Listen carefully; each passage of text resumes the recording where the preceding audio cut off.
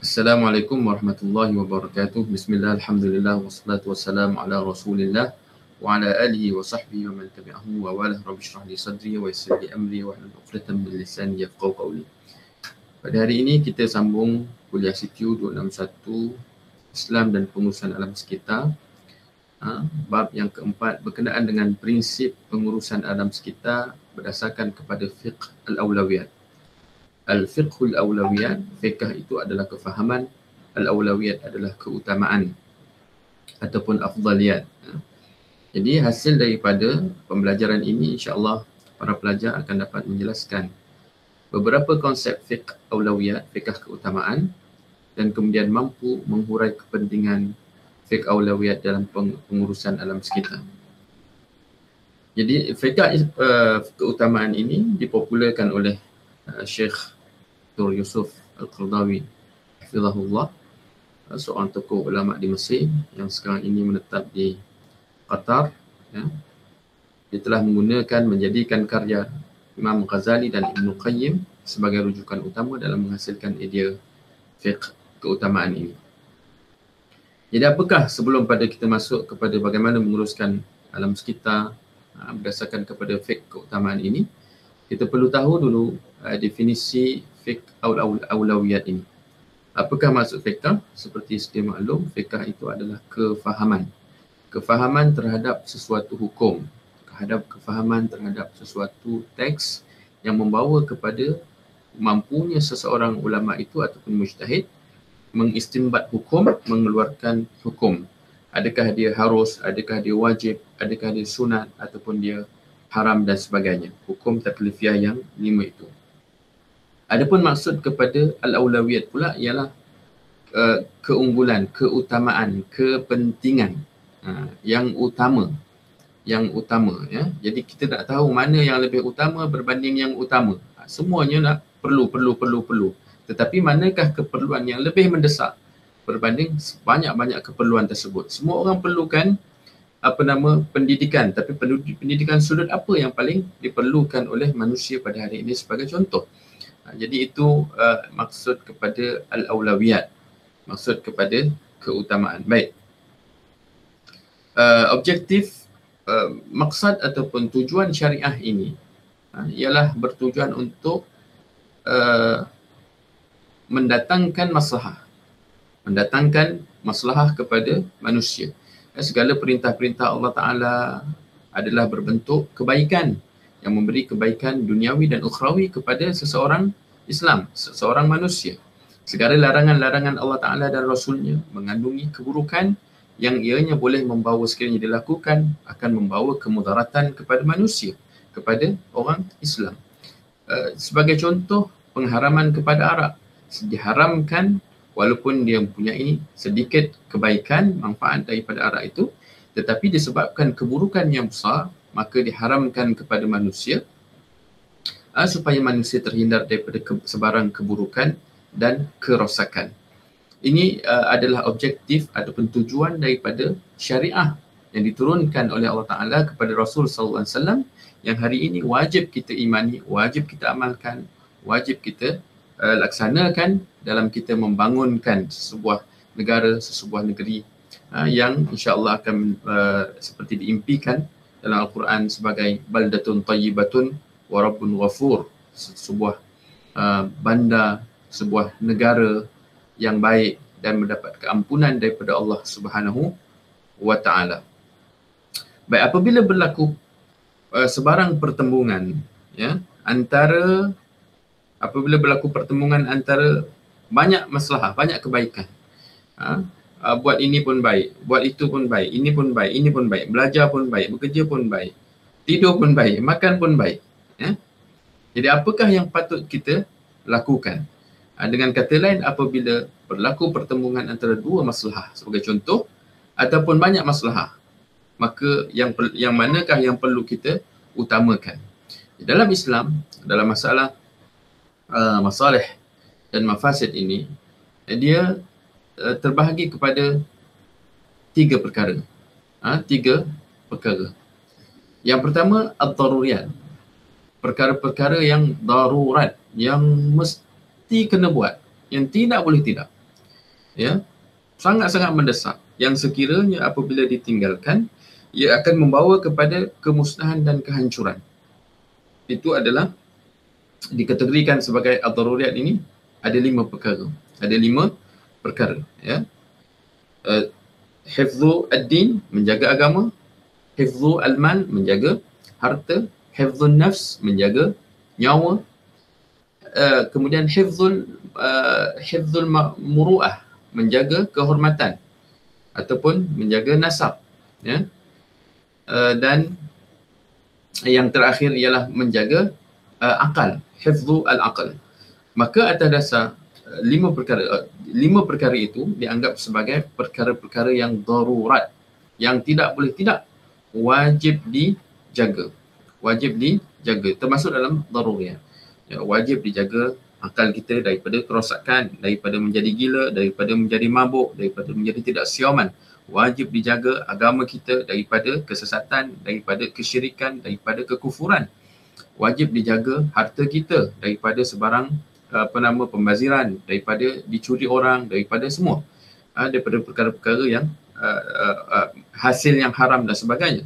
Wajib dijaga maruah kita, iaitu dengan tidak merendahkan aurat, tidak melakukan zina, tidak melakukan seks bebas dan sebagainya yang ditegah, diharamkan oleh syariat. Ini semua 5 perkara itu, itulah yang terkandung, yang akhirnya Allah Ta'ala putuskan siapa-siapa yang melanggar hukum-hukum tersebut, maka dia akan dihukum dengan hukuman hudud yang termaktub dalam Al-Quran Al-Karim.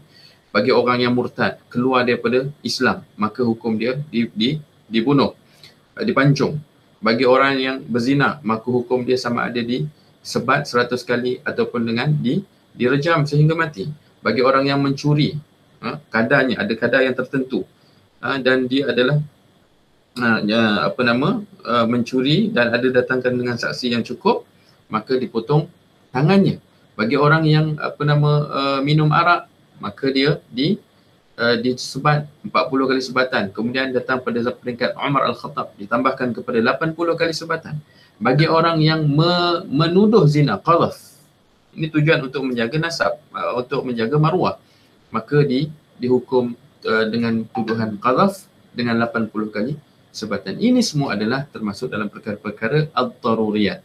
Yang kedua, dalam hidup ini ada perkara yang mengandungi hajat, suatu perkara yang keperluan, tetapi dia tidak terlampau mendesak. Dengan kata lain, sekiranya ia tidak wujud, manusia masih boleh hidup, tetapi tidak sempurna hidup dia sebagai seorang manusia. Sebagai contoh, hajat apa dia? Sebagai satu contoh ialah perkahwinan.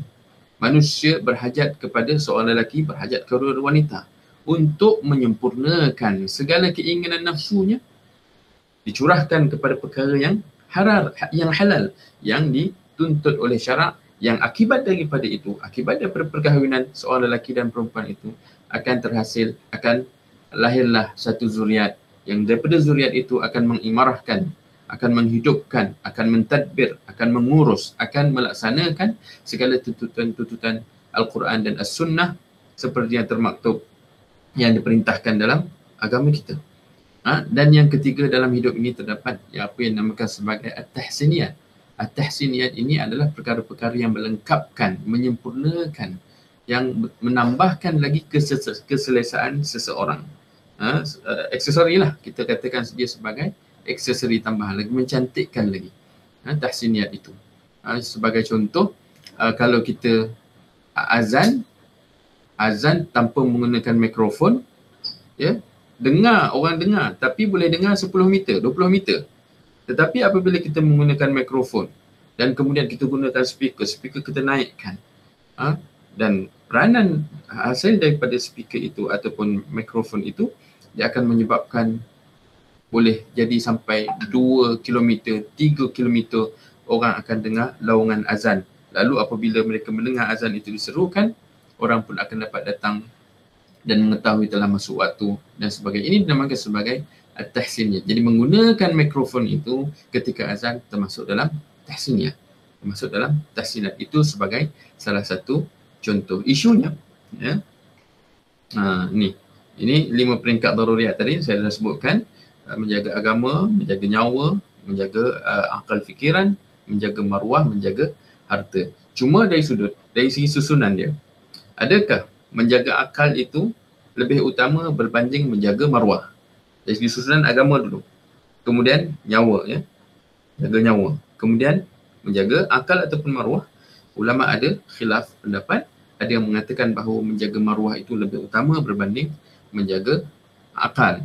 Menjaga akal jatuh nombor 4. Ada yang mengatakan tidak, apabila rosak akal akan rosaklah segala-galanya, akan rosaklah maruah dia.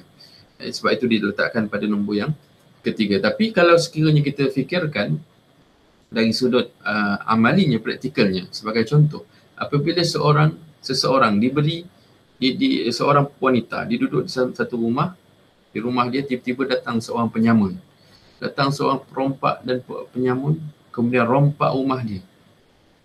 Kemudian dia cuba untuk rogol wanita tersebut. Ini termasuk dalam menjaga maruah. Dia cuba untuk rogol, kemudian dia beri pilihan. Sebagai contoh, dia beri pilihan sama ada engkau serahkan maruah ataupun engkau minum arak. Engkau minum arak. Jadi mana nak diutamakan? Adakah diserahkan maruah dia kepada penjenayah tersebut ataupun dia minum arak? Maka saya berpandangan bahawa minum arak itu lebih ringan berbanding dia menyerahkan maruah dia. Soal jadi apa jadi lepas itu soal yang kemudian. Tetapi seorang yang berakal hendak menyerahkan maruah dia dan kehormatan dia kepada seorang yang jahat, seorang yang zalim, maka itu adalah suatu perkara yang pada saya tidak munasabah. Baik, kemudian kita lihat apabila berlaku pertemuan antara maslahah dan maslahah, ya, bagaimanakah kita nak mengutamakan ataupun nak menilai itu sebagai satu maslahah ataupun tidak? Masalah satu kebaikan. Ya, mak sebagai contoh, mak suruh kita tolong buang sampah, ayah suruh kita beli barang. Dua-dua baik. Dua-dua adalah perintah. Mana keutamaan yang kita nak utamakan? Adakah perintah ibu kita ataupun perintah ayah kita? Baik, apabila berlaku pertemuan antara dua maslahah, utamakan maslahah yang diyakini berbanding maslahah yang tidak diyakini.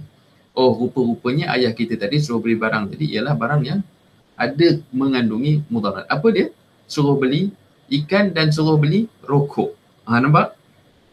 Rokok itu sudah ada mudarat sebagai contoh. Maka kita utamakan perintah mak kita tadi yang menyuruh kita membuang sampah kerana kita yakin dengan buang sampah itu akan menghilangkan kemudaratan dan mendatangkan masalah rumah jadi bersih, wangi dan sebagainya. Yang kedua, utamakan masalah yang lebih besar berbanding masalah yang lebih kecil. Ada masalah yang besar, ada masalah yang kecil. Sebagai contoh, jambatan. Ada dua permintaan untuk membuat jambatan. Satu jambatan di botol kanan, satu di botol kiri sebagai contoh di Perak. Botol kanan penduduk dia ada 10,000 orang. Botol kiri penduduk dia ada 5,000 orang. Jadi manakah masalah yang lebih besar? Sudah pasti botol kanan yang ada penduduk dia 10,000 penduduk ini lebih utama mendapat jambatan berbanding yang 5,000. Begitulah seterusnya. Yang ketiga, utamakan maslahah berbanding maslahah masyarakat berbanding individu. Ya, jadi utamakan maslahah am terhadap maslahah yang khusus. Kita nak utamakan fikirkan kita saja, kita seorang saja hidup. Kita nak biarkan orang lain semua kebuluran, kefakiran, kemiskinan. Tidak. Utamakan yang majoriti, utamakan yang rakyat berbanding kepentingan, kemaslahatan, kebaikan diri ataupun individu. Baik, yang keempat, utamakan masalah yang kekal berbanding masalah yang sementara. Ada kebaikan kekal, panjang. Ada kebaikan tetapi dia tidak kekal. Sebagai contoh, ya, manakah lebih baik kita berwakaf? Ada kerabat kita sebagai contoh, ahli keluarga kita meninggal dunia, kemudian dia meninggalkan harta. Setelah difaraid dan sebagainya, ada lebihan harta yang digunakan, yang telah diwasiatkan untuk disalurkan kepada badan-badan kebajikan dan sebagainya. Manakah lebih baik? Kita beri makan, gunakan duit ini untuk buat kenduri makan-makan, ataupun gunakan duit ini untuk membeli aircon dan diletakkan di masjid? Jawapannya sudah tentu yang kedua. Sebab apa? Sebab aircon di Mesir itu lebih tahan lama, jangka hayatnya, penggunaannya lebih maksimum berbanding tadi makan. Makan tadi sekali makan kenyang, kemudian lapar balik habis. Ya, itu sebagai contoh. Dua-dua baik, tetapi yang kedua ini lebih baik. Kemudian yang kelima, utamakan masalah masa depan yang kuat berbanding masa depan masa semasa yang lemah. Ya. Kita tengok masalah ini untuk jangka masa panjang. Memang optimum, memang power, memang kuat, memang relevant berbanding yang ini. Yang ini ialah boleh dipakai untuk tengok tempoh setahun. Ya, contoh ya. Kita nak wakaf sebagai contoh, kita nak wakaf komputer. Komputer yang A, dia ada waranti untuk tempoh 1 tahun. Ya, waranti 1 tahun. Harga sama. Komputer B, waranti dia adalah tempoh 5 tahun. Sudah tentu kita pilih yang B. Harga pun sama. Begitulah seterusnya. Jadi ini dalam kita menilai kebaikan-kebaikan yang banyak apabila dia berlaku pertembungan, maka kaedah dia begitu. Utamakan masalah yang lebih diyakini berbanding tak apa yakin, masalah yang lebih besar berbanding yang kecil, masalah yang umum berbanding yang khusus, masalah yang kekal berbanding yang sementara, masalah masa depan yang panjang berbanding yang pendek.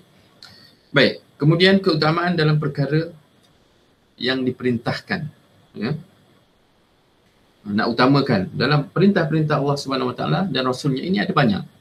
Ada perintah yang wajib, ada perintah yang dia bukan wajib, dia hanya sunat. Ada perintah yang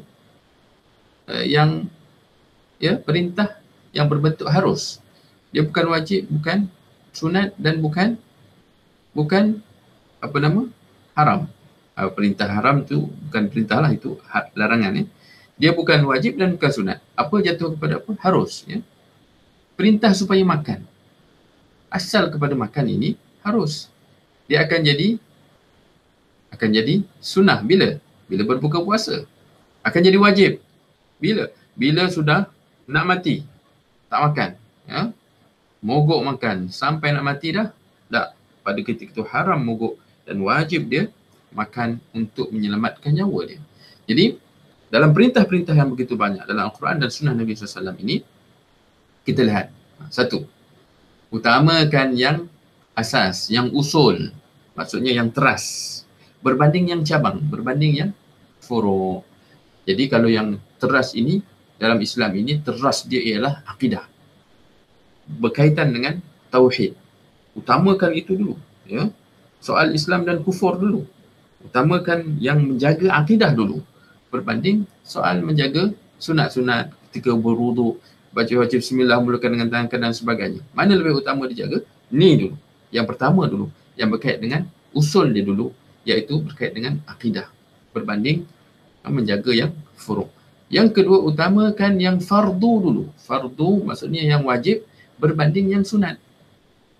Utamakan solat dulu. Yang wajib apa? Solat, zakat, puasa, haji sekiranya mampu, kan? Apa lagi yang wajib? Ya. Yang sunat apa? Sunat banyak. Yang wajib tak banyak. Utamakan dulu yang wajib berbanding mengutamakan. Ada orang sibuk, apa dia? Sibuk dia berzikir tetapi tidak solat. Disibukkan dengan zikir yang sunat itu sehingga meninggalkan solat asar. Hukumnya haram. Jadi nampak? Tidak reti ataupun tidak faham untuk mengutamakan yang lebih utama dalam banyak-banyak perintah. Ya. Buat dulu yang wajib, baru buat yang sunat. Puasa dulu bulan Ramadan, baru puasa Isnin dan Khamis. Begitulah seterusnya. Baik, yang ketiga, utamakan fardu ain berbanding fardu kifayah. Kita tahu fardu ini ada dua. Fardu yang ain ini maknanya wajib ke atas setiap mukallaf. Ada yang fardu berbentuk kifai. Ada sekelompok buat, sekelompok lagi tak payah buat, tak wajib buat. Gugur kewajipan ke atas dia. Seperti apa? Solat jenazah, fardu kifayah. Solat jenazah, mandikan jenazah, fardu kifayah. Fardu ain tadi, solat fardu. Apa lagi? Puasa bulan Ramadan, fardu ain dan sebagainya lah. Baik. Kemudian yang keempat, utamakan ilmu berbanding amal. Bukan bermaksud kita tak payah beramal, berilmu, tambah ilmu, belajar tanpa beramal, tidak ya. Tetapi yang dimaksudkan utamakan ilmu berbanding amal ini ialah kita utamakan belajar dulu. Sebab itu Imam Bukhari rahimahullah babun al-ilmu qabla al-qawli wal amal. Bab pada menerangkan tentang berilmu dulu sebelum nak bercakap ataupun nak beramal. Sebelum kita nak beramal, sebelum kita nak solat, kita tahu dulu solat. Sebelum kita nak berhaji, kita perlu faham dulu bagaimana nak melaksanakan ibadah haji. Baru jadi amalan yang diterima oleh Allah Subhanahu Wa Taala, menepati sunnah-sunnah Nabi Sallallahu Alaihi Wasallam. Jadi ramai hari ini orang beramal, kita amal dulu, tak tahu apa benda yang dia amalkan. Apa yang nak diamalkan kalau sekiranya dia tidak mempunyai ilmu. Seterusnya kita lihat, apabila berlaku pertembungan antara pelbagai mafsadah ini kerosakan. Ni rosak, ni buruk, tapi kita kena pilih juga. Kena buat juga. Belanjawan 2021 kena buat juga. Kalau tak buat, rosak. Ya? Kalau dibuat, rosak juga. Tambah hutang dan sebagainya. Kena buat juga. Jadi macam mana kita nak buat? Ya? Baik, kalau sebagai contoh ya, kita Malaysia lah, Semenanjung, hutan semuanya. Kalau kita tebang hutan ini, contoh di Selangor, kita tebang semua Selangor, hutan di Selangor, rosak, akan berlaku kepupusan hutan, kurang dari sudut keluasan hutan, flora dan fauna mungkin terancam. Tetapi kalau sekiranya kita tak buat, kita nak duduk mana? Kita nak duduk di mana? Sebab itu dalam kita menilai keburukan tu, rupanya ada berbeza dari segi tahap dan nilaian itu. Ada kat sini 10% tahap kerosakan ni. Di sini ada 50%, di sini ada 100%. Jadi kita kena faham bagaimana kita nak ya. Baik. Apabila ada pertemuan antara kerosakan dan kerosakan, mafsadah dan mafsadah ya, yang terpaksa kita kena buat, maka dibenarkan kita irtikabu akhafu dararain, mengambil mana keburukan yang paling ringan, yang paling sedikit.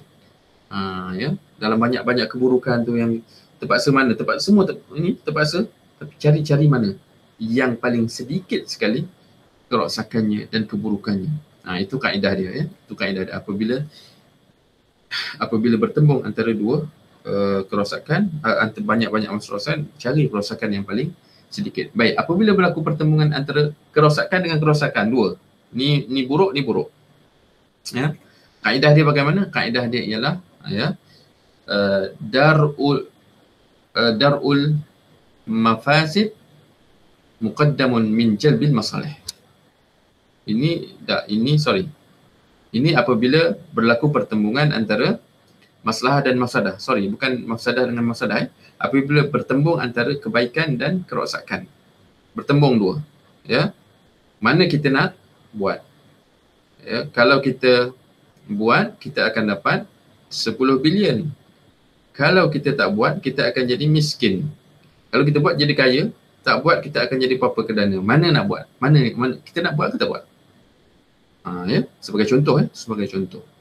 Jadi dalam kaedah syaraknya ialah menolak keburukan itu lebih utama berbanding mendatangkan manfaat. Darul mafasid muqaddam ala jalbil masalih. Ya, jadi boleh lakukan mafsadah yang kecil jika maslahah yang akan kita dapat itu lebih besar. Ya. Apa dia? Sebagai contoh apa ya? Azan contoh, pasang speaker azan. Adalah kerosakan dia apa? Mungkin kacau orang kacau orang yang sedang tidur. Kacau itu kerosakan, mengganggu. Tapi masalahnya lebih besar. Masalah dia kepada agama. Masalah dia kepada syiar Islam. Masalah dia supaya gerakkan orang yang tidur tadi supaya sedar dan supaya solat. Walaupun ada orang kafir yang mengganggu, mungkin mengganggu orang kafir, tapi dia orang tak boleh kata tidak, sebab mereka hidup dalam sebuah negara Islam, dijamin dia punya hak oleh pemerintah dan pemimpin Islam. Baik. Ya, boleh lakukan mafsadah yang kecil jika maslahah yang akan dapat itu lebih besar. Itu sebagai satu contoh kalau dalam kita praktikkan dari sudut pengurusan alam, contoh buat jambatan untuk merentasi gunung Banjaran sebagai contoh. Nak buat satu highway untuk daripada Perak pergi ke Kelantan. Dia akan melibatkan kerosakan. Apa kerosakan dia? Kerosakan dia adalah ekosistem kepada alam. Terpaksa gali itu, terpaksa robohkan, terpaksa tarah, terpaksa ada mungkin beberapa pokok-pokok yang terpaksa ditebang. Itu kerosakan. Tapi kerosakan itu kecil berbanding manfaat dia. Hasil daripada jambatan itu dapat meningkatkan pendapatan penduduk di Kelantan, dapat meningkatkan hubungan antara negeri Perak dan negeri Kelantan sebagai contoh. Baik.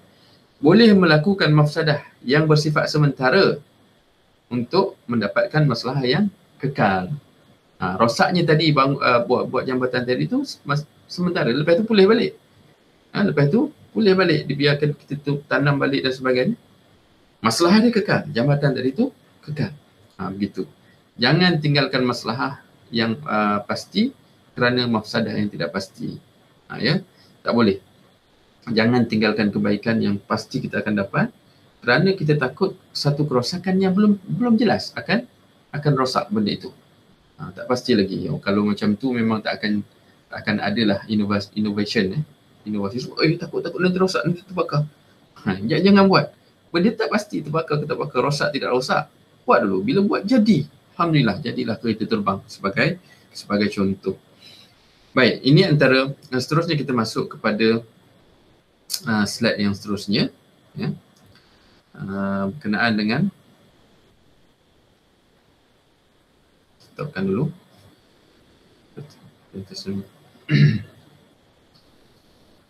Baik. Berkenaan dengan prinsip pengurusan alam sekitar berdasarkan kepada fiqh al-awlawiyat. Apakah prinsip pengurusan alam sekitar yang berdasarkan kepada fiqh al-awlawiyat yang saya sebutkan tadi itu, yang panjang lebar tadi itu ada yang hajat, ada yang daruriyat, ada yang hajiat, ada yang tahsiniyat. Kemudian ada pula sekiranya maslahah dan mafsadah. Bertembung antara maslahah dengan maslahah, mafsadah dengan mafsadah. Bertembung antara mafsadah dengan maslahah. Bagaimana kaedah-kaedah dia untuk kita mengutamakan. Jadi kena faham seseorang yang mentadbir negeri, yang menguruskan pengurusan di satu-satu perbandaran, membangunkan, nak buat landscape dan sebagainya, perlu faham perkara ini supaya kita lebih selamat, kita lebih tahu dan menepati ciri-ciri kehendak-kehendak syariah. Baik. Ada 5 perkara ataupun 5 prinsip pengurusan alam sekitar berdasarkan fiqh aulawiyat. Yang pertama, menghidupkan dan menghijaukan bumi. Hidupkan dan suburkan, hijaukan bumi. Yang kedua, memakmurkan alam. Imarah. Imarah ini macam menghidupkan ia juga, tapi dia lebih kepada membangunkan alam ini.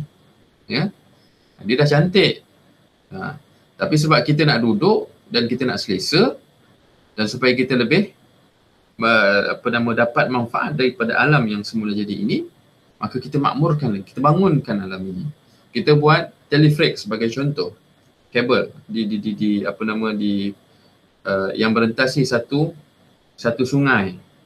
Di Langkawi ada, di Cameron Highland juga ada. Tengok supaya seorang boleh melihat keindahan flora dan fauna yang Allah Ta'ala ciptakan kepada alam sekitar ini. Yang ketiga, prinsip menjaga kebersihan. Yang keempat, memelihara. Pelihara satu hal, memelihara satu hal yang lain. Pelihara, jaga. Ini dah rosak, kita pulihkan balik. Dengan sebab hakisan tanah, dengan sebab banjir, kita pulihkan balik. Dengan sebab taufan, ribut dan sebagainya. Yang kelima, prinsip yang kelima dalam pengurusan alam sekitar berdasarkan fiqh aulawiyat ialah pembangunan lestari. Jadi kita lihat satu persatu. Yang pertama berkenaan dengan prinsip yang pertama, iaitu menghidup dan menghijaukan bumi. Dalam suatu hadis Nabi sallallahu alaihi wasallam daripada Jabir, daripada Nabi sallallahu alaihi wasallam Nabi bersabda, "Man ahya ardan mayyitatan fahiya lahu." Siapa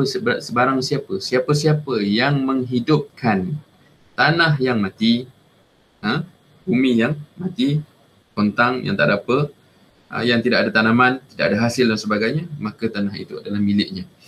Baik, hadis ini dibincangkan, dibahaskan panjang oleh para ulama. Hadis ini berkait dengan hadis siasah syariah. Ya. Adakah orang yang membuka, meneroka tanah, dia akan terus dapat milik dia? Ya, ada syarat-syarat dia. Tidak semua. Tetapi sekiranya memang asalnya memang tak ada orang, tak ada pembangunan, daripada hutan banak dan sebagainya, daripada padang pasir yang kontang, kemudian dia dengan adik dia dan ayah dia duduk bangunkan tanah itu, suburkan. Maksud menghidupkan ialah suburkan dengan tanaman yang mendatangkan hasil. Bukan buat pagar. Ini aku punya. Tebang hutan, kemudian buat pagar. Ini aku punya. Teroka tanah. Dapat 10 ekar. Teroka secara haram. Ada teroka dengan cara halal. Dapatkan tol. Bayar cukai. Bayar lesen. Tapi tak dapat geran dan sebagainya. Kalau dulu-dulu, yes, boleh. Boleh teroka tanah, buka, kemudian orang kampung duduk satu-satu makin ramai dan sebagainya, punya hasil. Tanah itu milik dia. Orang lain jangan yang kata ni aku punya. Tak, dia yang dulu buka tanah ni, maka itu milik dia. Tapi hari ini semua, kebanyakan ataupun semua tanah-tanah sudah digazetkan, sama ada tanah simpan, hutan simpan, ada tanah berbentuk tanah bumi putra, tanah yang open kepada non-bumi putra dan sebagainya.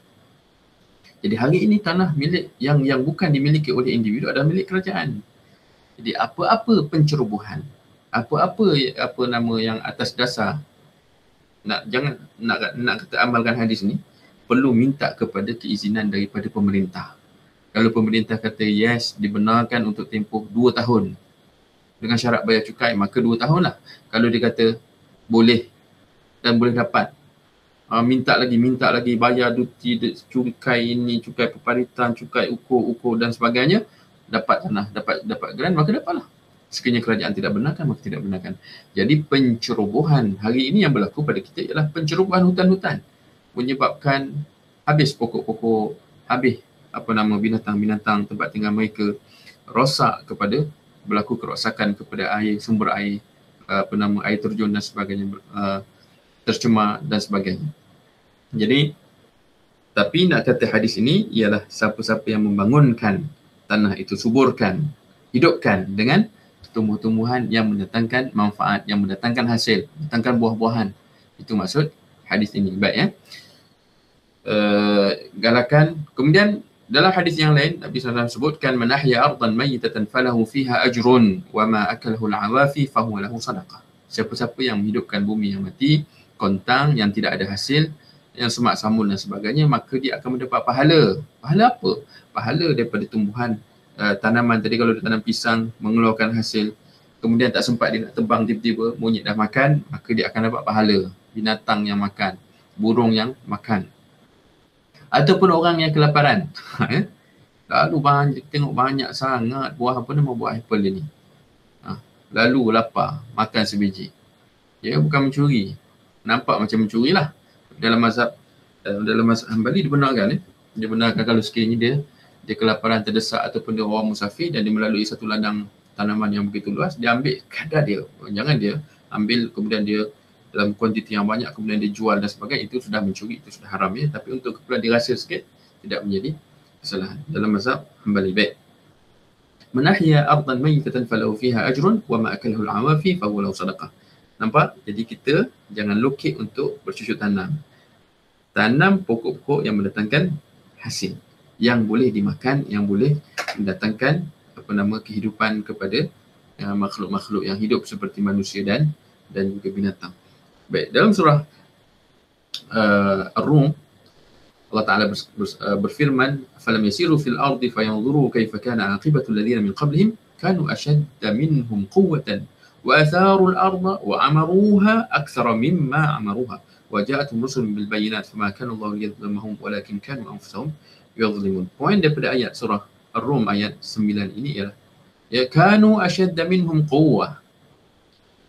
Mengapakah kamu sekalian tidak pergi berjalan merata dunia dan lihatlah kesan kepada orang-orang yang sebelum kamu, aqibatal ladzina min qablihim, kesan penderitaan, siksaan, musibah yang Allah Ta'ala timpakan kepada kaum sebelum kita, yang mereka ini kufur kepada Allah Ta'ala. Mereka ini lebih kuat daripada orang-orang kafir sekarang yang ingkar kepada engkau, wahai Muhammad. Mereka ini membangunkan bumi, mengorak mengolah bumi, tebuk bukit-bukit untuk buat bangunan yang hebat-hebat dan sebagainya. Lebih hebat daripada yang dilakukan oleh kafir Quraisy pada hari ini.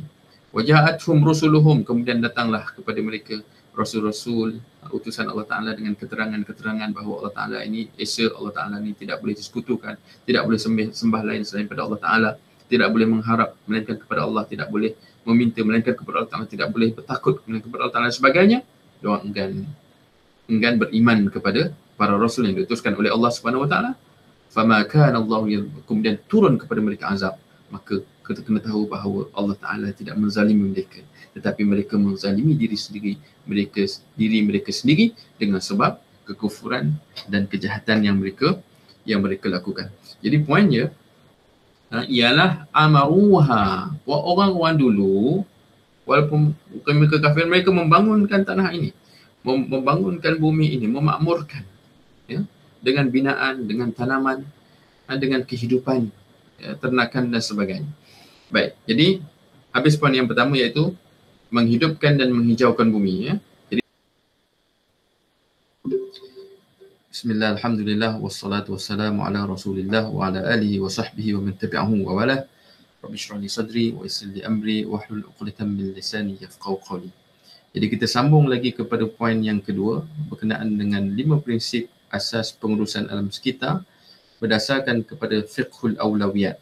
Jadi kita telah terangkan bahawa yang pertamanya berkenaan dengan menghidupkan dan menghijaukan bumi seperti disarankan oleh Allah Subhanahu Wa Taala dan Rasulnya dalam al-hadis-hadis nabawiyah yang kita telah sebutkan. Yang kedua ialah memakmurkan alam dan menjauhkan kerosakan. Memakmurkan alam dan menjauhi kerosakan. Maksud memakmurkan ialah mengimarahkan, membangunkan, ya, membina dan sebagainya alam semesta ini supaya menjadi suatu negara, suatu bandar yang mendapat kebahagiaan, yang mempunyai ketenangan, yang mempunyai kehidupan yang seperti dikehendaki oleh syariah. Kebahagiaan yang kita inginkan bukan sekadar kebahagiaan di dunia, tetapi kebahagiaan juga di alam akhirat. Sebab itulah dalam kita membangun dan memakmurkan alam semesta ini, dunia yang kita tinggal, yang kita hidup pada hari ini, memerlukan juga kepada yang dinamakan tadi al-awlawiyat atau fiqh, kefahaman dalam mengutamakan yang utama dan mendahulukan yang awal. Baik. Allah Subhanahu wa taala berfirman dalam Al-Quran surah Hud ayat 61, qala ta'ala wa ila thamud akhahum salihah qala ya qaumi i'budullah ma lakum min ilahin ghairuh huwa ansha'akum minal ardi wasta'marakum fiha fastaghfiruhu thumma tubu ilaihi inna rabbi qaribun mujib. Kepada kaum Samud kami datangkan kepada mereka saudara mereka iaitu Nabi Saleh. Nabi Saleh berkata kepada kaumnya, wahai kaumku, sembahlah Allah Ta'ala. Sungguhnya tidak ada Tuhan selain yang layak disembah selain daripada Allah Subhanahu Wa Ta'ala. Huwa ansha'akum minal ard, dialah yang menciptakan kamu yang asalnya daripada tanah, daripada bumi. Asal kita daripada Nabi Adam AS. Adam diciptakan Allah Ta'ala daripada tanah. Wasta'marakum fiha, dan kemudian menjadikan kamu pemakmurnya, orang yang membangunkan muka bumi ini. Fastaghfiruh thumma tubu ilaih, maka mohonlah keampunan kepadanya dan bertaubatlah kepadanya. Inna rabbi qaribun mujib, sungguhnya Tuhan sangat dekat lagi maha memperkenankan doa hambanya. Kita diperintahkan supaya minta ampun kepada Allah Ta'ala disebabkan kelalaian kita, disebabkan dosa dan kesilapan kita yang begitu banyak dalam membangunkan bumi yang seperti diperintahkan oleh Allah Subhanahu wa Ta'ala. Poinnya pada ayat ini ialah qauluhu Ta'ala wasta'marakum fiha, dan kamu Allah Ta'ala upayakan untuk memakmurkan bumi ini seperti yang sepatutnya diperintahkan oleh Allah Subhanahu wa Ta'ala. Jadi memakmurkan alam ini adalah suatu tuntutan, ya, tuntutan agama, tuntutan syariah, seperti mana kita perlu juga untuk mempunyai seseorang itu apabila sudah dewasa, sudah berkerjaya, sudah berumah tangga, dituntut untuk dia menyediakan tempat tinggal yang melindungi daripada kepanasan dan daripada hujan dan sebagainya, menutup aurat anak isterinya daripada pandangan mata orang ajnabi dan sebagainya. Jadi dalam sunnah Nabi SAW, asas kebahagiaan seorang mukmin itu ada pada 3 perkara. Ada pada 3 perkara. Antaranya ialah pada rumah yang luas. Jadi apabila kita membangunkan untuk membina rumah, sudah pastilah binaan rumah itu akan berada di atas muka bumi ini. Tidak akan tergantung, tidak akan berada di dasar lautan dan sebagainya. Sebab itulah kita, mereka yang mempunyai bangunan, mempunyai rumah, tempat tinggal dan sebagainya, mereka secara sendirinya telah memakmurkan, telah menghidupkan bumi ini dengan suatu binaan, suatu bangunan yang insya-Allah mendapat keridaan Allah Subhanahu Wa Taala. Kemudian Allah Subhanahu Wa Taala sebutkan dalam surah Ar-Rum ayat 41.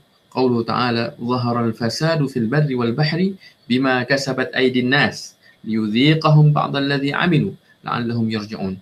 Telah terzahir kefasadan, iaitu kerosakan di atas muka bumi ini, iaitu di daratan dan di lautan. Di darat dan di laut. Kerosakan terzahir di dua-dua tempat ini. Bima kasabat ialah dengan sebab tangan-tangan manusia yang jahat. Liyudhiqahum, supaya kami merasakan kepada mereka, sebahagian mereka yang melakukan kejahatan itu, liyudhiqahum ba'd alladhi 'amilu, terhadap apa kerosakan yang mereka dilakukan oleh tangan-tangan mereka itu, mudah-mudahan mereka kembali insaf dan bertaubat kepada Allah Subhanahu Wa Taala. Yang dimaksudkan dengan al-bar, iaitu daratan, ialah bandar, seperti disebutkan oleh para sebagian ulama, dan dimaksudkan oleh al-bahru ialah qaryah ataupun kampung, kawasan yang kurang pembangunannya. Ini seperti disebutkan oleh Al-Ikrimah rahimahullah ta'ala, anak murid kepada Imam Ibn Abbas. Zahara al-fasadu fil barri wal bahr. Qala, ama inni la aqulu bahrukum hadha. Bukan laut yang dimaksudkan, bukan laut, sebab kita tak tinggal di laut. Kita mengambil hasil laut, walakin yang dimaksudkan dengan, akan tetapi yang dimaksudkan dengan bahru, lautan itu ialah kullu qaryatin ala ma'in jarin, iaitu setiap kampung yang mempunyai air yang mengalir di kampung tersebut, iaitu kawasan yang ada air terjun dan sebagainya, kawasan kampung. Jadi ini sebahagian tafsiran para ulama yang menyatakan bahawa al-bar ialah kawasan bandar moden yang mempunyai bangunan-bangunan yang tinggi. Adapun al-bahru iaitu kawasan perkampungan. Jadi Allah Ta'ala di sini sebutkan, sebahagian ulama menyatakan al-bar wal bahr umum, sebahagian menyatakan bahawa al-bar wal bahr itu ialah daratan dan lautan secara umum, keseluruhannya. Jadi tidak berlaku kerosakan di atas muka bumi ini secara keseluruhannya, melainkan dengan sebab kejahatan tangan-tangan manusia. Baik. Lalu kerosakan itu akibat, ini sebagian satu tafsiran ulama, kerosakan itu yang dimaksudkan ialah yang nyata. Contohnya apa dia? Pembuangan, sisa-sisa terbuang, sisa-sisa bahan-bahan toksik, bahan-bahan yang boleh membunuh, yang membawa racun dan sebagainya di sungai-sungai, di lautan, bahan-bahan terlarang, penggunaan bom nuklear, penggunaan bom kimia dan sebagainya, yang itu merosakkan ekosistem kita, merosakkan flora dan fauna yang ada sekeliling kita. Satu tafsirannya. Satu lagi tafsirannya, maksudkan dengan kerosakan itu ialah kemaksiatan. Segala jenis kemaksiatan itu adalah kerosakan. Itu adalah kerosakan yang akhirnya membawa kepada bencana, membawa kepada azab, membawa kepada kemurkaan Allah Ta'ala, dalam bentuk taufan, dalam bentuk ribut, dalam bentuk banjir besar dan sebagainya, dalam bentuk gebur bumi dan sebagainya. Baik, seterusnya yang ketiga ialah prinsip pengurusan alam sekitar berdasarkan fiqh aulawiyan. Yang ketiga, yang pertama kita sebutkan menghidupkan dan menghijaukan bumi. Yang kedua, memakmurkan alam dengan pembangunan, dengan tanaman dan sebagainya. Yang ketiga, menjaga kebersihan. Menjaga kebersihan. Jadi dalam kita hidup di atas muka bumi ini, kita sudah tentulah sukakan kepada tempat yang bersih, yang cantik, yang mempunyai wangian, yang tidak busuk dan sebagainya, yang terjauh daripada penyakit, yang tidak ada denggi, yang tidak ada corona, yang tidak ada virus dan sebagainya. Ya. Jadi menjaga kebersihan ini merupakan tuntutan syariah. Dituntut dalam solat kita, dituntut dalam kehidupan kita, disebutkan dalam Al-Quran, disebutkan dalam hadis. Al-Quran dalam hadis Nabi SAW disebutkan bahawa at-tahuru syatrul iman. Kebersihan itu, kesucian itu adalah separuh daripada iman. Saya tidak bermaksud mempanjangkan sebutkan hadis ini secara panjang, tapi fokus kepada hadis ini.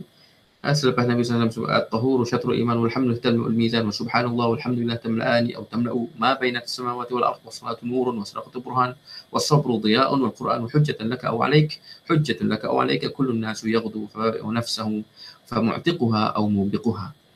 Poin dia di sini ialah at-tahuru syatrul iman.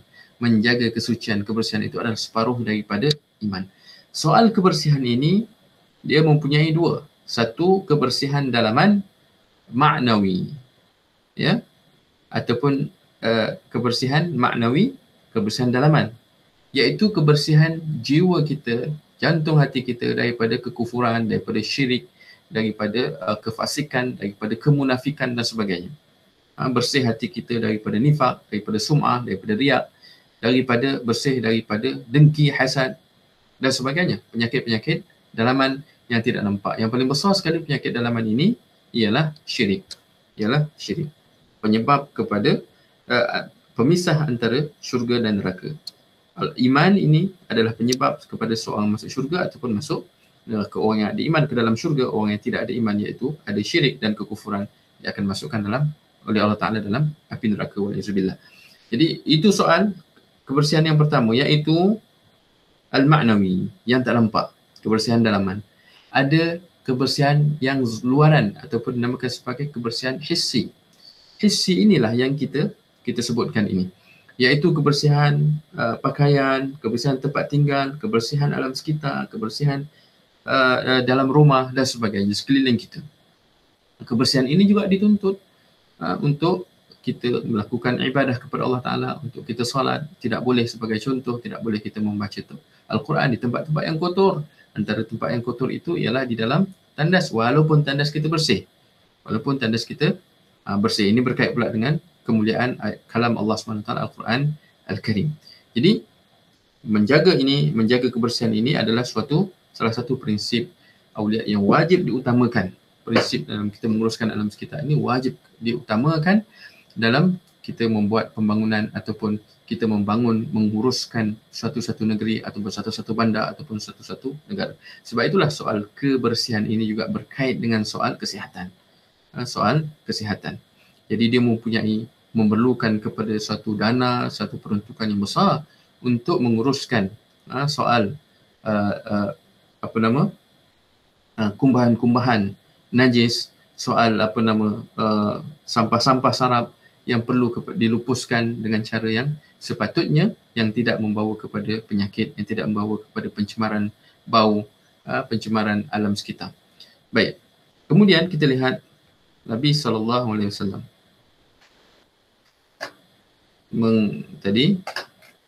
memakmurkan, menjaga kebersihan. Dalam Al-Quran disebutkan, Qala Ta'ala dalam surah Al-Baqarah ayat 222, wa yas'alunaka 'anil mahid. Mereka bertanya kepada kamu, wahai Muhammad, tentang orang yang haid. Qul huwa adhan fa'tazilun nisa'a fil mahid. Dia adalah suatu benda kotoran, benda yang menyakiti, maka hendaklah kamu tinggalkan, jauhi perempuan yang uzur, isteri engkau, ya, tidak boleh disetubuhi, tidak boleh didekati. Itu kan bukan maksudnya kat sini bahasa Al-Quran, ya. Bagaimana maksud i'tizal itu ialah jangan kau hampiri dia untuk tujuan jima', ya, bukan tak boleh dekat dengan isteri yang sedang haid, tak, bukan maksud dia. wala taqrabuhunna hatta yathhur. Jangan kau hampiri, maksudnya jangan kau melakukan persetubuhan dengan isteri kau yang sedang haid sehinggalah dia suci. Poin dia hatta yathhur at-taharah. Sehinggalah wanita itu, kerana apa? Yang keluar daripada wanita itu adalah darah yang kotor. Fa idza tatahharna fa'tuhunna min haitsu amarakumullah innallaha yuhibbut tawwabin wa yuhibbul mutatahhirin. Lihatlah bagaimana sehingga Al-Quran sebutkan soal kebersihan ini dalam soal hubungan, dalam soal hubungan suami isteri. Orang kita maklum bahawa orang lelaki tak ada haid, orang perempuan ada haid. Haid itu apa dia? Iaitu darah sekian, tempoh dia sekian. Jadi ketika itu tidak boleh dilakukan hubungan suami isteri. Ya. Soal bagaimana Islam menitik beratkan soal kebersihan. Sehinggalah dalam rumah tangga, sehinggalah di luar, di soal pakaian.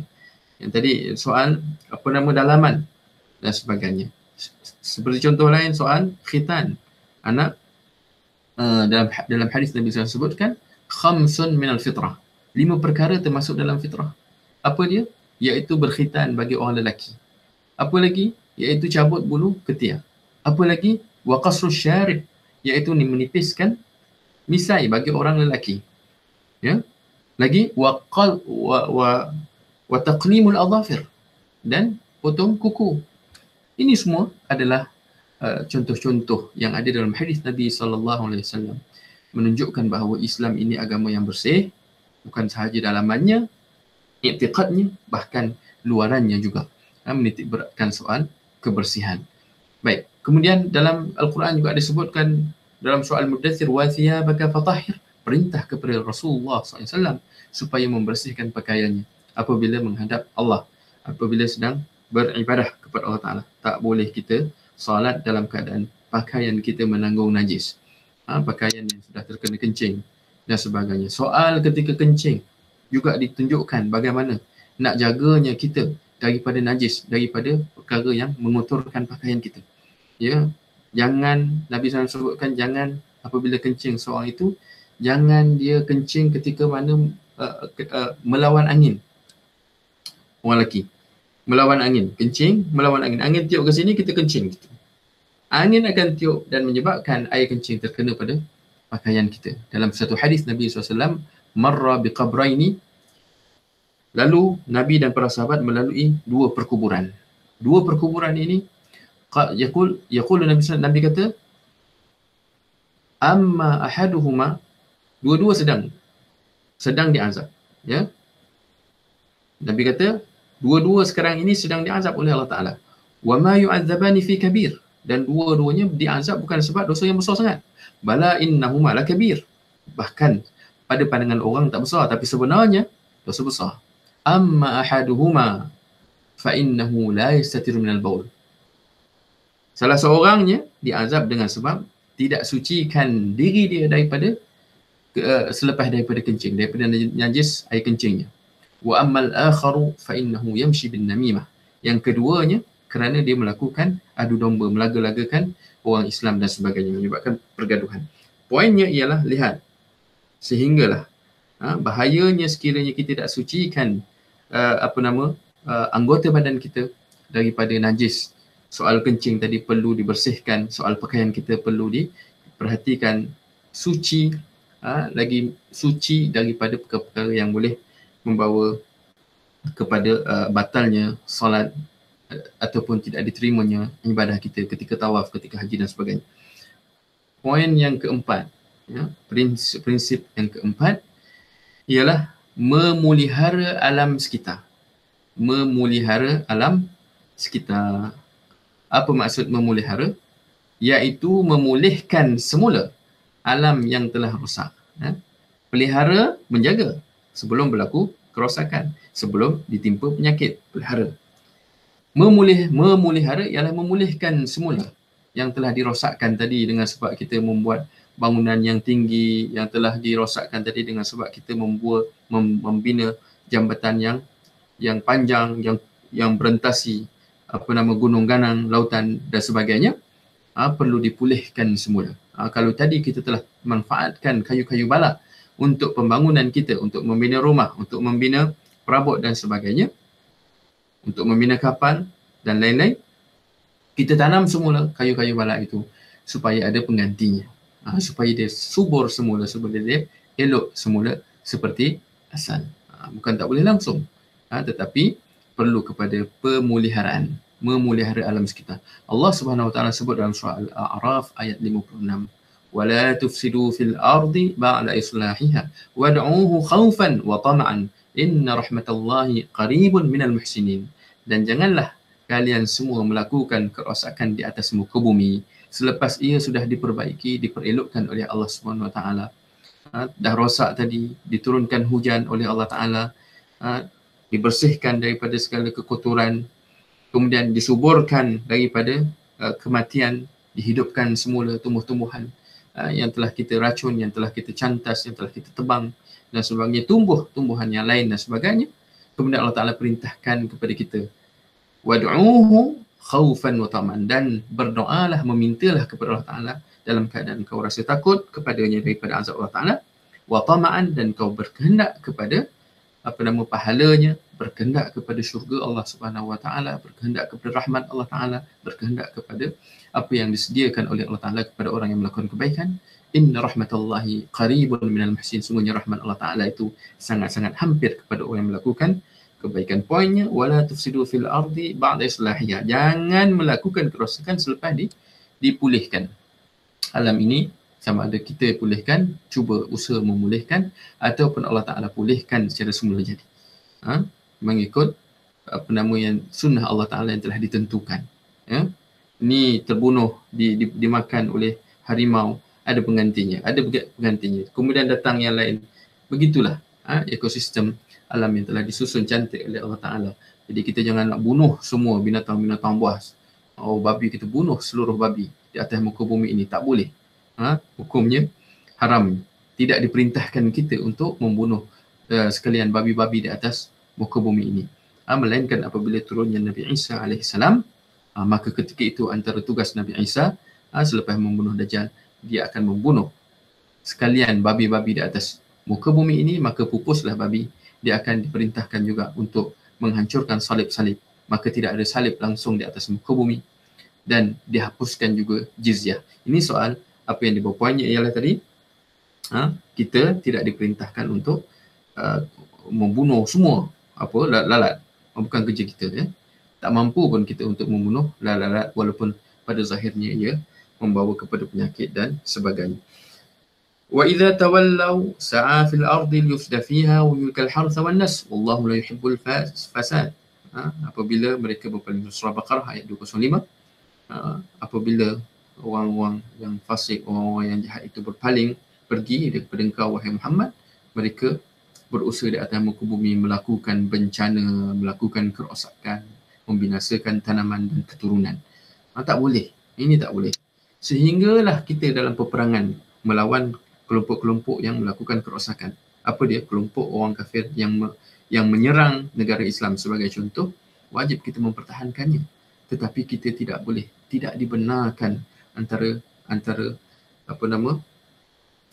keindahan Islam ini, kita tidak dibenarkan membakar rumah-rumah, tidak dibenarkan menghancurkan rumah-rumah ibadah, tidak dibenarkan menebang pokok-pokok yang sedang berbuah, tidak dibenarkan membakar sumber-sumber makanan, padi yang sedang ranum dan sebagainya, tak boleh.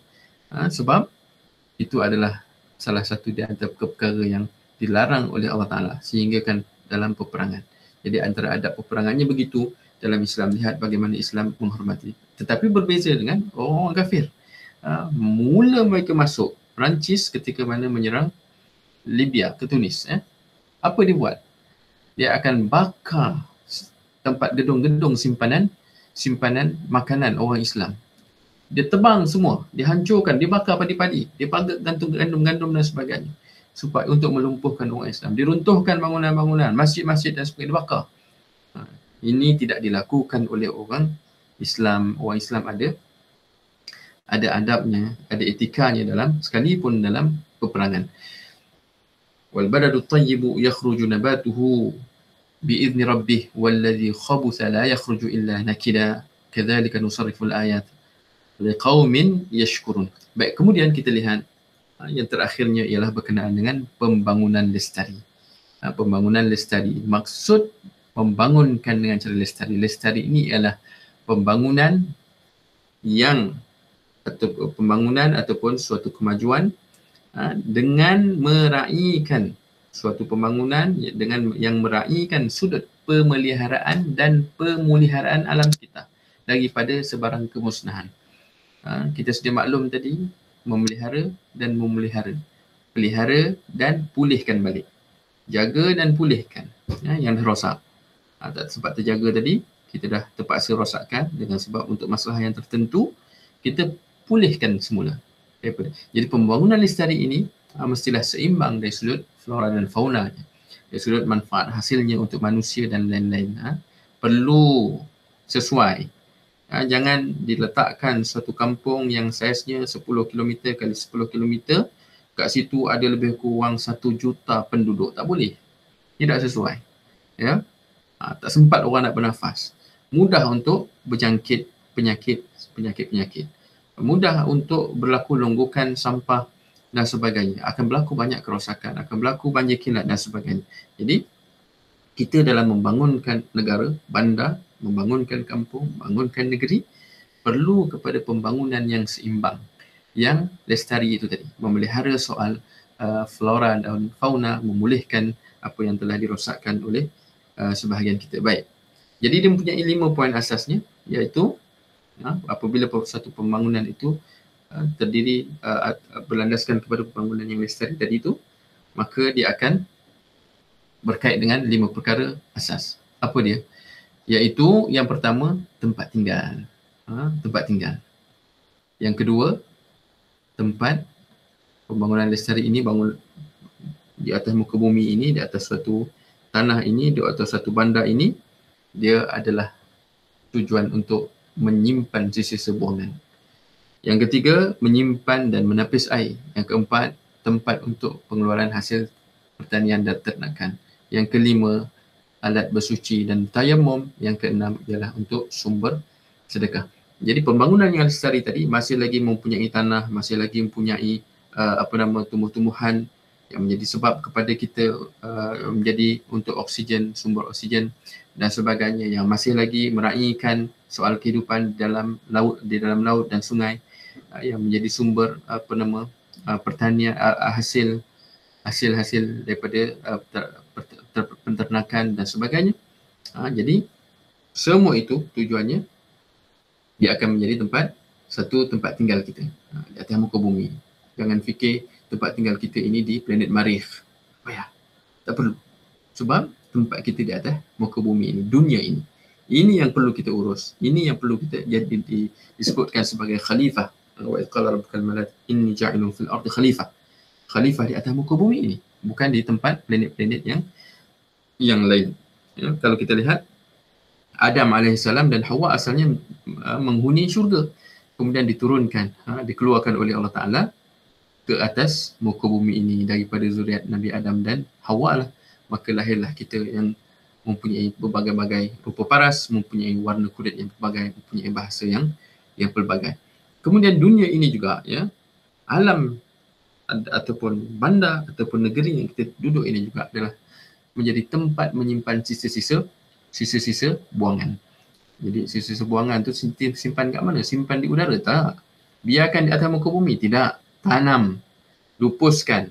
Sama ada dengan bakar, pembakaran yang terancang ataupun terkawal, ataupun dan itulah kebiasaannya, iaitu dengan ditanamkan. Sehinggalah ada bangkai haiwan dan sebagainya. Solusinya untuk kita terhindar daripada penyakit, untuk kita menghidu bau yang begitu busuk dan sebagainya, ialah dengan ditanam. Kita sendiri apabila mati, kita dikebumikan. Bukan dengan cara dibakar, walaupun ada sebahagian agama yang menggunakan metod bakar pada mayat yang meninggal dunia. Baik. Jadi nampak bumi ini, tanah ini, dia menjadi satu tempat untuk menyimpan sisa-sisa buangan yang daripada itu nanti setelah beratus tahun, setelah beribu tahun bertukar, dia menjadi baja, bertukar dia menjadi bahan-bahan mineral, bahkan dikatakan menjadi sebahagian berpunca kepada minyak dan sebagainya. Baik, seterusnya pembangunan lestari ini juga adalah untuk tujuan tempat menyimpan dan menapis air. Kalau kita perhatikan, kita korek tanah, ada air. Korek lagi ada air. Berbeza air yang pertama, lapisan yang pertama, yang kedua, yang terakhir. Setelah beberapa meter, barulah dapat sumber air yang bersih, yang boleh diminum terus, yang kita namakan sebagai mineral water. Mineral water dalam banyak-banyak di atas muka bumi ini, mineral water yang paling baik ialah yang berada di sebelah Kaabah Al-Musharrafah, yang dinamakan sebagai Zam-Zam. Daripada Allah Ta'ala tidak pernah kering semenjak daripada zaman Nabi Ibrahim AS sehinggalah pada hari ini, sehinggalah hari kiamat kelak. Air Zam-Zam yang punya kelebihan yang tersendiri, air yang paling bersih, air yang paling banyak manfaat. Al-ma'u Zam-Zam lima syuribalah. Air Zam-Zam ini bagi siapa yang minum, apa yang diniatkan dia akan dapat. Qala ta'ala wa istasqa Musa liqaumihi faqul nadrib bi'asaka al-hajar fanfajarat minhu 12 'aina. Terbit daripada bukit yang dipukul oleh Nabi Musa itu 12 mata air. Pelik. Daripada bukit ataupun gunung yang daripada batu, tiba-tiba mengeluarkan air. Hari ini kita lihat di beberapa tempat orang kumpul, orang kutip tadah air daripada gunung. Daripada celah-celah itu mengeluarkan air, kumpul air untuk membuat rawatan, untuk membuat ubat dan sebagainya lah, untuk menjadi minuman yang membekalkan sumber kehidupan kepada makhluk yang hidup di atas muka bumi. Baik, seterusnya ringkaskan, tempat untuk pengeluaran hasil pertanian dan ternakan. Jadi bumi ini, bumi yang lestari tadi, yang seimbang dari sudut flora dan faunanya, seimbang dari sudut kehidupan manusianya, kehidupan haiwan ternakannya, kehidupan tumbuh-tumbuhannya dan sebagainya, dia adalah tempat mengeluarkan hasil pertanian. Jadi di atas muka bumi lah kita bercucuk tanam. Jadi sumber kehidupan kita, gandum, padi, buah-buahan dan sebagainya, yang menjadi bahkan pakaian kita juga diambil daripada sebagian jenis tumbuh-tumbuhan, kapas. Baik, jadi ternakan kita, hasil laut, hasil sungai dan sebagainya. Jadi bumi ini, negara ini, dunia ini menjadi tempat untuk pengeluaran hasil pertanian dan ternakan. Qala ta'ala dalam surah Al-A'raf ayat 58, wal baladu tayyibu yakhruju nabatuhu bi'izni rabbih walladhi khabutha la yakhruju illa nakida. Dan tanah yang baik, tanah dengan tanaman-tanaman yang tumbuh subur dengan izin Allah Ta'ala, tanah yang tidak subur, tanamannya hanya tumbuh merana, hidup segan, mati tak mengeluarkan hasil. Kalau ada hasil pun hasilnya pahit, hasilnya yang busuk dan sebagainya. Demikianlah kami mengulangi tanda-tanda kebesaran kami bagi manusia yang bersyukur. Baik. Wallazi anzalakum minas sama'i ma'an, air turun daripada atas, daripada langit, kemudian menjadi minuman dan sumber kehidupan kita. Wa ja'alna minal ma' kulla syai'in hayyin, dan kami jadikan daripada air ini segala sumber kehidupan. Daripada air, di padang pasir pun sekiranya kita tanam dan ada air, dia akan hidup, dia akan tumbuh. Begitu. Baik. Seterusnya, bumi ini, tanah yang kita pijak ini, yang kita bangunkan ini dengan pembangunan yang lestari ini, dia menjadi salah satu alat untuk bersuci. Tanah menjadi tempat bersuci, tayammum. Dia juga suci lain, ada satu lagi dinamakan sebagai untuk samak, untuk menyamak daripada najis mughalazah. Najis mughalazah ni anjing dan babi. Ataupun daripada kulit. Kita nak gunakan kulit buaya untuk buat tali pinggang, untuk buat kasut, untuk handbag dan sebagainya. Wajib disamak dahulu. Sucikan dulu dengan tanah. Jadi tanah itu tadi yang kita pijak tadi ada nilainya untuk ibadah kita. Sekiranya tidak mempunyai air, maka gunakanlah tanah, debu tanah itu tadi, gunakan untuk bertayamum. Kaedah tayamum mudah, iaitu dengan sekali tepuk, kemudian letak di muka kita sekali, bersihkan, kemudian tepuk sekali lagi, kemudian disapukan di tangan. kanan dan kiri, habis, selesai. Sekali saja.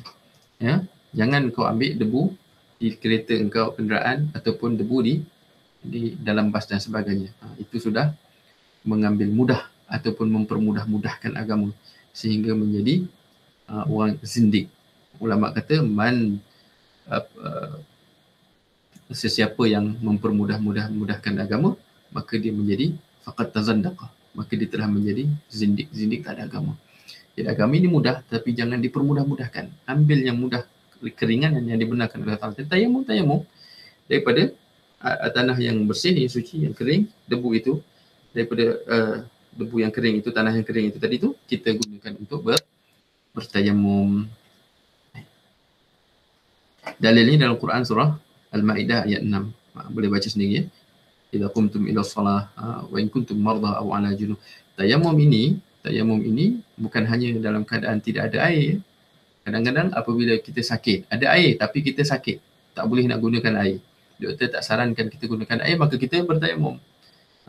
Maka kita bertayamum. Ada air, kita tak sakit, tapi cuaca terlalu sejuk yang menyebabkan yang kita tidak mempunyai heater, tidak mempunyai api untuk panaskan air tersebut, dan kita dalam keadaan berjunub, maka tak perlu nak mandi, sekadar bertayamum. Mandi junub itu digantikan dengan tayamum. Tayamum itu mensucikan kita daripada hadas besar. Itu antara kemudahan yang Allah Ta'ala sediakan, Allah Ta'ala berikan kepada umat Nabi Muhammad SAW. Kemudian kita juga, pembangunan lestari di atas muka bumi ini, dia juga menjadi sumber kepada sedekahan kita di atas dunia. Sedekah ini apa dia? Iaitu pemberian, sama ada dalam bentuk material, kebendaan, itulah kebiasaannya, ataupun ilmu, ataupun tenaga. Itu semua sedekah. Bahkan sedekah itu diperluaskan lagi definisinya, sehingga Nabi kata, wa tabassumuka fi wajhi akhika sedekah. Dan senyuman engkau pada wajah saudara kamu itu juga adalah sedekah. Jadi, tapi bukan itu banyak. Bukan nak kita sedekah dengan cara senyum. Dan yang hasil daripada muka bumi ini. Kita bangunkan negeri, bandar yang lestari itu tadi, pembangunan lestari itu tadi. Hasilnya tadi yang begitu banyak, yang kita simpan, bekalan bahan-bahan makanan itu untuk tempoh 7 tahun, seperti berlaku pada zaman Nabi Yusuf AS, boleh disedekahkan, digunakan, diberikan kepada penduduk di Palestin. Yang ketika itu berada pada musim kemarau. Mesir termasuk Mesir. Datang penduduk Palestin, iaitu anak-anak Nabi, adik-beradik Nabi Yusuf AS, meminta bantuan makanan daripada kerajaan Mesir yang ketika itu dipimpin oleh Nabi Yusuf AS. Nak katanya, ya, yang kita tanam, yang kita hasilkan, produktiviti dan sebagainya, itu kita sumbangkan, kita berikan sebagai satu sedekah. Sedekah kita tahu kelebihannya, iaitu dapat kita akan digandakan pahala, betul, digandakan juga rezeki kita, ya.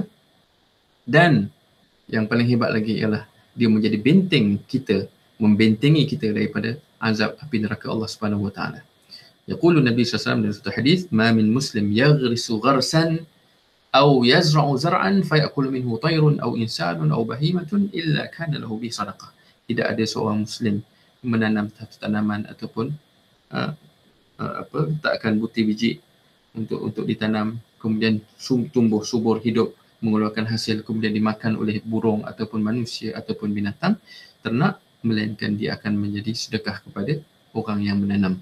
Jadi kita lihat bahawa tanah bumi ini adalah menjadi salah satu sumber untuk kita bersedekah. Jadi mudah-mudahan setakat ini dulu, mudah-mudahan yang baik daripada apa yang saya sampaikan ini memberi manfaat kepada diri saya dan kepada kalian semua, anak-anak pelajar, saudara dan saudari yang betul sekalian. Segala kesilapan dan kekurangan itu adalah daripada kelemahan saya sendiri. Yang baik daripada Allah, yang lemah kurang itu daripada saya sendiri. Assalamualaikum warahmatullahi wabarakatuh.